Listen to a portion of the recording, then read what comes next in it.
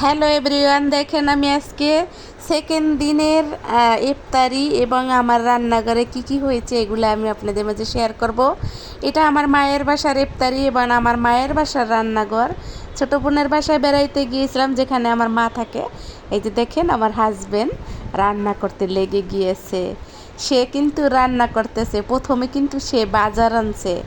বাজার এনেছে কি, একটা হলুদ ফুলকপি আর সিম আর হইল ধুইনার পাতা, এগুলো নিয়ে এসেছে। তারপরে সে রান্নাঘরে ঢুকে পড়েছে, রান্না করতেছে রুই মাছ আর বেগুন মাগুর মাছ, এগুলো রান্না করতেছে। সিম টমেটো রুই মাছ দিয়া রান্না করতেছে আর বেগুন দিয়ে মাগুর মাছ দিয়ে রান্না করতেছে। আসলেই কিন্তু এই রান্নাটা সে রান্না করেছে। আমি জানি না কেন সে রান্নাঘরে ঢুকেছে, আর তার সাথে আমি খুনসুটি করতেছিলাম, যেগুলো আপনাদের মাঝে শেয়ার করা সম্ভব না। এই জন্য আমি অরিজিনাল ভয়েসটা রিমুভ করে দিয়ে আমি ভয়েস দিতেছি। আমি জানি আপনারা আমাকে হয়তো অনেকে বলবেন যে হাজব্যান্ড রিডিং অনেক বেশি দেখাচ্ছেন। আসলে এরকম কিছু না, যেহেতু রোজা থাকি একটু ক্লান্ত থাকি, ও আমাকে একটু পক্সি দেয়, কাজ করে দেয় ও আমাকে, যেটা আমি পারি না ওটা ও করতে যায় করে। আর এই যে দেখেন আমরা কিন্তু লোভনীয় একটা ছোলা রান্না করেছি, ছোলা ভাজি করেছি।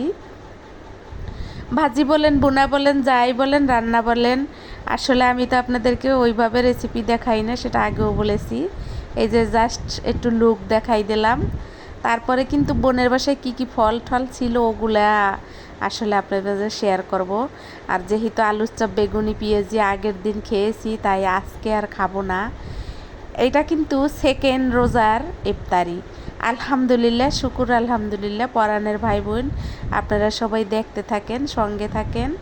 অডিয়েন্স ভাই বোনেরা, সম্মানিত শ্রোতা বন্ধুরা, সম্মানিত দর্শক মণ্ডলী, আপনারা সবাই দেখতে থাকেন। এই যে দেখেন আমার বোন এগুলো কিন্তু ও নিজে হাতে কিনেছে।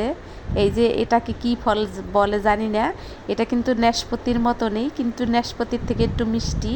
তারপরে ছিল আনারস, সবেদা, দেশি সবরি কলা, তারপরে ছিল তরমুজ, পেয়ারা, আপেল, আঙ্গুর, স্ট্রবেরি, শসা, খেজুর, এগুলা কিন্তু ছিল, এগুলো সব ছিল।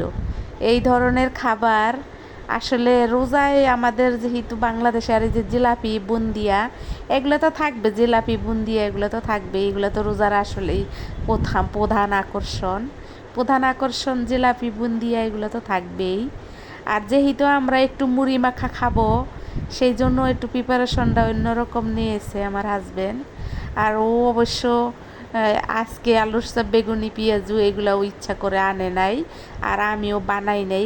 তার কারণ গতকালকের আগের ভিডিওতে মানে প্রথম ইফতারিতে আমি এগুলো বানাইয়ে অনেক বেশি ক্লান্ত হয়ে গেছি, কিন্তু অত বেশি খাওয়া হয় না। যদিও মজা হয়েছিল, কিন্তু খাওয়া হয় না, তাই আজকে আর বানাইলাম না। এ পর্যন্ত আমার ভিডিওতে যারা যারা আছেন তাদের সবাইকে অসংখ্য ধন্যবাদ। আমার কথা যারা ধৈর্য সহকারে শুনতে আছেন তাদেরকেও অসংখ্য ধন্যবাদ। আমার পুরান এবং নতুন পরাণের ভাই বোন সবাই আমার ভিডিওতে আসবেন, সুন্দর সুন্দর কমেন্ট করবেন, তাহলেই তো আমি আরও আগ্রহ করে ভিডিও বানাবো আপনাদের জন্য। আপনারা যদি ভালো মনে করেন আর যদি কমেন্ট করেন, তাহলে কিন্তু আমি প্রতিদিনই ভিডিও দেব আপনাদের মাঝে। আর আমি কিন্তু যাদের যাদের ভিডিও দেখি মন থেকে দেখি এবং ভালোবেসে দেখি। যাদের যাদের ভিডিও দেখি, যারা যারা আমার ভিডিওতে আসেন না, আমি তাতে কিন্তু মন খারাপ করি না। আমি হয়তো 100-200 ভিডিও দেখি, কিন্তু আমার ভিডিওতে মাত্র 50 জন এরকম আসে। যাই হোক, আমার এতে কোনো আফসোস নাই, কারণ আমি তো আসলে ইউটিউব খুলেছি আপনাদেরকে দেখব, আপনাদের কাছ থেকে শিখব, আপনাদেরকে খুনসুটি শেয়ার করব। যা আমার হাজব্যান্ডের সাথে কিন্তু অনেক কথা হয়েছে। আর এই যে যখন এই যে প্রিপারেশন, ওটা আমার চাচাতো ভাই, ওই যে দেখতে পাইতেছেন, ও আমার চাচাতো ভাই, আমার ছোট চাচার বড় ছেলে। ও ঢাকায় এসেছে, যার ফলে ওকেও আমরা ডেকে নিয়েছি ইফতার করার জন্য, যে চলে আয় ইফতার করে যাবি। এই তো এইভাবেই কিন্তু আমরা প্রতিদিন কেউ না কেউ আমাদের সাথে থাকে। যেমন প্রথম ইফতারিতে কিন্তু একজন ছিল, বিশেষ একজন অতিথি ছিল প্রথম ইফতারিতে, যেটা আমি আপনাদের মাঝে শেয়ার করি নেই। সেকেন্ড ইফতারিতেও কিন্তু এই যে একজন আমাদের মেহমান আছে, আপন চাচাতো ভাই, যদিও যেহেতু সে ঢাকায় থাকে তাই তাকে ডেকে নেওয়া হয়েছে। আর তারপরে এই যে আমরা কিন্তু আজকের ইফতারিতে যা যা করতেছি, এখানে কিন্তু খালি ভিডিওই করতেছি না, অনেক কথা ছিল যে কথা আপনাদের মাঝে আসলে শেয়ার করা সম্ভব না। একজন একজনের বকাবকি করে ভালো ভালো কথা বলা, এই তো গ্রামের বাড়িতে কি হইতো না হইতো ইফতার নিয়ে এই ধরনের আলাপ, বুঝতেই তো পারছেন ফ্যামিলি মেম্বাররা এক জায়গা হইলে কি হয়। আর ওই যে আমার মা দেখছেন, আমার মা কিন্তু ওখানে বসেছিল, আমার মাকেও কিন্তু নিয়ে নিয়েছি। আমার মা আসলে সুন্দরভাবে গুছাইয়ে বসে নাই, যেরকম ছিল আমি ওইরকমভাবে ন্যাচারালি আমার মাকে নিয়ে নিছি ভিডিওতে। আপনারা ক্ষমা সুন্দর দৃষ্টিতে দেখবেন, যদিও আমার মায়ের একটু বয়স বেশি, আর আমার মা বুঝতে পারে নাই যে আমি ভিডিও করতেছি। আর যেহেতু ভিডিও করেই ফেলছি, আমি আর কাটি নেই, রেখেই দিয়েছি, এটা একটা স্মৃতি। তার বড় জামাইয়ের পিছনে বসেছিল, এই তো। আর আমার মা কিন্তু আমার জামাই আসলে অনেকটাই খুশি হয়, যদিও আমার মা আমার জামাইরে অত বেশি পছন্দ করে না, কিন্তু তার উপস্থিতি খুব তার ভালো লাগে। মানে তার খাওয়া দাওয়া কথাবার্তা এগুলো তার ভালো লাগে, কিন্তু তার কিছু কার্যকলাপ আছে সেগুলো আমার মা পছন্দ করে না।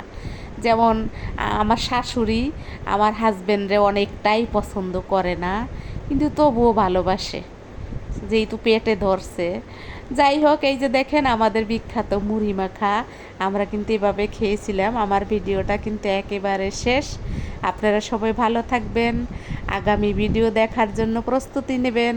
আমি ভিডিও ছাড়লে যাতে আপনারা পান, এই জন্য যা যা করণীয় সেগুলো করে দিয়েন, যেমন অল অপশনটা বাজিয়ে দিয়েন। সবাই ভালো থাকবেন। আসসালামু আলাইকুম, আল্লাহ হাফেজ।